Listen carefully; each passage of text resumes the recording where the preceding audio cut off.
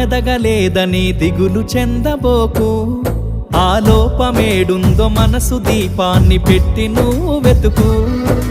అతుకులమయమని ఎక్కిరించకు బతుకు పుస్తకాన్ని, అది చితిలో కూడా బోధించునురా ఏదో అర్థాన్ని. రాదురా ఏ విజయం నీ కోసం నా కోసం, ఎటుపోదురా నువ్వు చేసిన కష్టం ఎప్పటికైనా సొంతం.